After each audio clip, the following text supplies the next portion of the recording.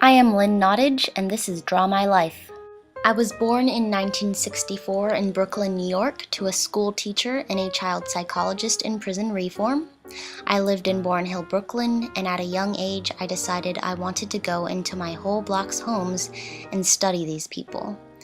There were many boarding houses with drugs, prostitutes, and African, Latin, and some Irish culture. I think the neighborhood is less interesting now, but I used to watch this Orthodox Muslim woman, and at night she would turn into a prostitute. I am inspired by Brecht, Toni Morrison, Richard Pryor, and the generations of women that were abandoned by men in my family.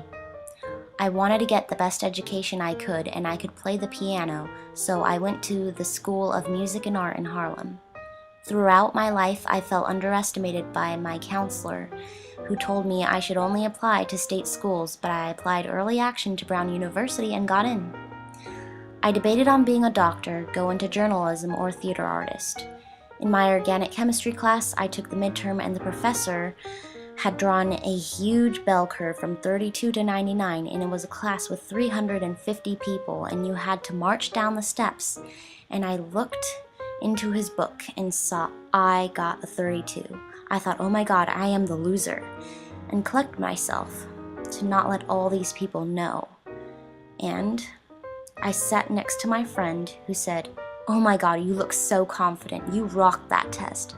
And I knew I wanted to be a theater artist. After graduating with a BA from Brown, I went to Yale School of Drama, earning an MFA. I then worked for Amnesty International as a national press officer for 4 years and met Nobel Prize winners and did advocacy work. During that time, Amnesty wanted to include more women's issues, and I just saw these images in my head and wrote Poof. I've actually gone to Bedford Hills Maximum Security Prison, and Poof is about a woman who sends her husband to hell, and the woman who played her killed her husband and said it was incredibly cathartic, and I thought it was so funny. I've written 8 other plays, and many people know my play Intimate Apparel, a story of a seamstress who makes lingerie from high society clients to prostitutes, which was inspired by my great-grandma, and I think it would make an extraordinary opera. Fabulation is the companion to it, as I wrote them at the same time. My plays are contrasting, but they all have a strong woman in them, which leads me to Ruined.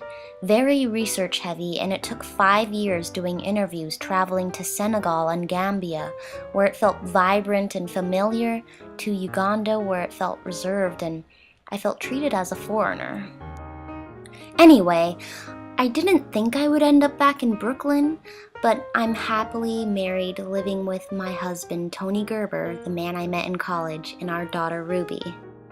I'm always on the lookout for my productions, and of course I still write, and it's really when these characters in my head start to haunt me that I write the play in my head. I ask them questions just like a friend would ask you, so I know how they would respond, and I write monologues that don't always make it in the play, but they're a great reference. Now, of course, this isn't the end of my life story, but it's only till my next journey. Lynn Nottage.